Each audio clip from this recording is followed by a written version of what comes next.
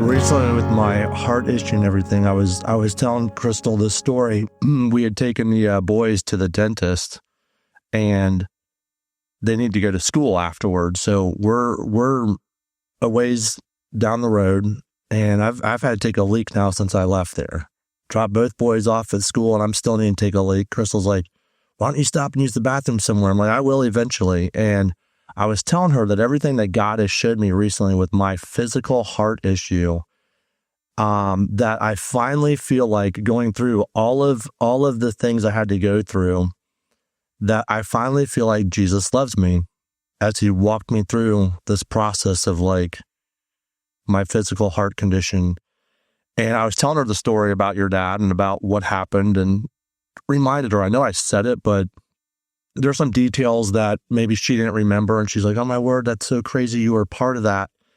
And so we're still driving, and I'm like, "Well, man, I'm going to have to pull over and use the bathroom soon." And I'm telling her, like, I finally feel like I can say Jesus loves me and like feel it and be sincere about it for the first time in my life. And I pull over finally. I see this vacant lot as I'm getting close to this job site I'm supposed to be checking on. And I'm like, "Oh, I'll pull over right here." So I pull over, take a leak, and I hop back in the vehicle, and I could have made a right-hand turn and kind of made like a circle to get back out to this main road I was on, because I didn't really know where I was at necessarily. I was like, "No, I'm just going to do a 3-point turn. I'm going to turn around and go back out the same way I came in." And I'm telling her the story about your dad. I'm telling her that Jesus loves me. This is crazy. Something so small, but as I'm leaving, I'm like, "No way, did you see that sign back there?" And I'm literally airing this out to her for the first time. Like, I have the thought in my head now that Jesus loves me, right? But it's the first time I've literally verbally let it out of my mouth. And she goes, "No, what did it say?" I said, "I got to back up. The very top of the sign says, Jesus loves me." And it said something below that, along those lines. And it's like, she's like, "You got to get out." She goes, "This is crazy. Like, what's the chances? Like, you've driven all this way and you finally pull over here." So I get out, I take a picture by the sign. In fact, I sent it to you. It might have been that day or the following day. I'm like, how crazy is this? And that conversation about your dad, him being able to say Jesus loves me, everything that God has shown me recently. And I'm like, literally let that out of my mouth, and there's that sign. I mean, it was pretty cool. I don't think that's coincidence, because man, I had to take a leak for over an hour at this point, okay? And so it just blew me away. And Crystal's like, "How are you seeing all this stuff? Why is God showing you all this stuff? I want a sign. Like, I want like to know that Jesus loves me." And so this is kind of funny. We look at that job and we're leaving, and she looks over and sees a school on the left side of where we're driving.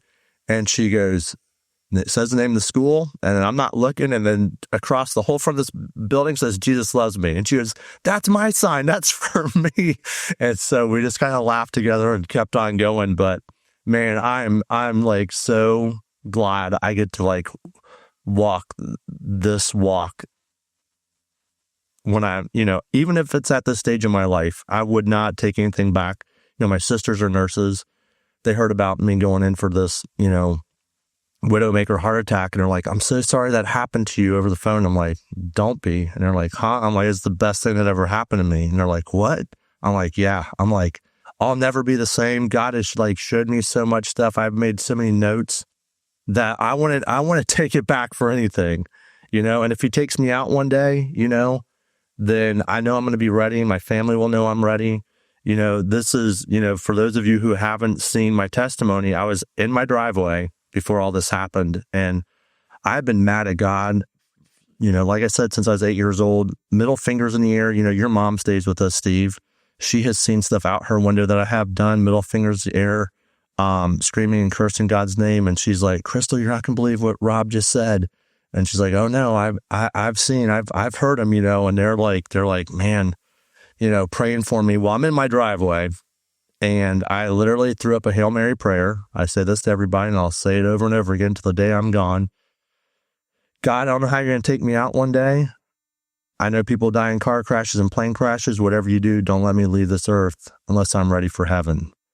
And about 3 days later, I felt something on a Friday between 12 and 1. I felt something come over me that Saturday between 12 and 1, and Sunday between 12 and 1, I face planted and I went out. And, Steve, you have told me before, you're like, Rob, I feel like you're so close. You just need to let these things go. Let these offenses go. Let the unforgiveness, like God can forgive and heal. And it's like, that's all good. You're a pastor, right? I'm going, man, that's great for you to say to me, but you haven't lived my life. I have like this perfectionism that was in my head all these years that I had to be perfect in order to be a Christian. I had to be perfect in order to be a human being because of all my mistakes. And I thought that's easy for you to say, but do you have a child with special needs? I would get so mad at you, and I'd tell Crystal, I'd say, he doesn't have a child with special needs. Like, there's not, crap all over the walls and floors and like sleepless nights and screaming and this, that, and the other. And so, I have to ask you to forgive me for that. You didn't know that was going on. So technically I don't guess I'd have to ask you to forgive me, but like, I literally would be like, Stephen doesn't live this, and so I'd get so mad at you, here you are trying to minister to me. Right. And so you had told me though, Rob, I feel like if you don't, and I don't know if you remember this or not, and you'll know, if you do remember, you'll know the exact words you said. You said something like, I feel like if you don't turn with what the head knowledge about God, and this is me trying to grasp what you said, that God was going to discipline me. And I'm just like, how? I'm already out almost $1 million from people not paying me. How much worse can it get? But yet that I still haven't learned my lesson. There's times I was passed out and I'm driving home, and I never thought it'd be the passed out from drinking, right? And I thought that was my wake-up call, and that wasn't my wake-up call. And then this heart thing happens, and I have never been so woken up in my life. So do you remember, though, saying that to me? Like, you don't remember that? Okay. Well, you did. You said, I feel like God is giving you, like, warnings, and, like, if you're just blowing through them, I hate to see what that's going to look like for you. Well, that almost looked like ultimate death. Okay. Me screaming his name and everything, going, I hope one day I believed in God, right? Deep down at night when the moon was up, I'd literally be outside and I would say, God, forgive me for using your name in vain today, and I asked for forgiveness, but as soon as the sun came back up, I'm like right back to where I was. I forgot the prayer I prayed the night before, and I'm right back down this dark hole again. But I feel like he woke me up in a supernatural way. I don't know how to explain it. Like I have total peace. I have a fear of God. Crystal will literally say, like, you used to fear God, and I was scared because I would do the best I could to try to like correct somebody, not so much correct them, but like, hey man, that's not good music to listen to while I'm listening to the same music. Hey, you shouldn't be drinking, if you're going to church. And not that I had a drinking problem. I could not drink for 6 months to a year or more. But when I got so down and depressed, I would turn to alcohol or pornography, whatever that looked like for me, right?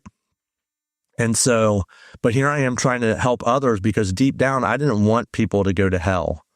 I wanted them to experience God's love, even though I didn't know how to feel that, right? And so I'm thankful for everything that you have shared with me along the way. I'm thankful for everything you do at Transformed, all your prayers. I was, like I said, cursing God out there.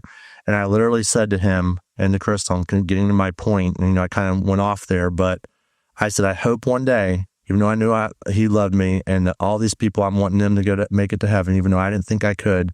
I said, I hope he gives me this much of a chance one day. I used my thumb and my index finger to describe how close, I hope he gives me that much of a chance to make it to heaven one day. Okay. And I'm in the hospital and I'm going through this whole thing, and God showed me several weeks later, he reminded me of what my doctor showed to me. He goes, you're this close. And he used his thumb and his index finger, just like I was screaming and cursing at God, going, I hope he gives me this much of a chance one day to make it to heaven. And when I realized what that doctor did, I was like, man, that is wild. If nobody gets anything else, there was a lot of other things God showed me up to that point. That was one of the last things he revealed to me through this whole process. I'm like, if that's all we get, like, that is huge.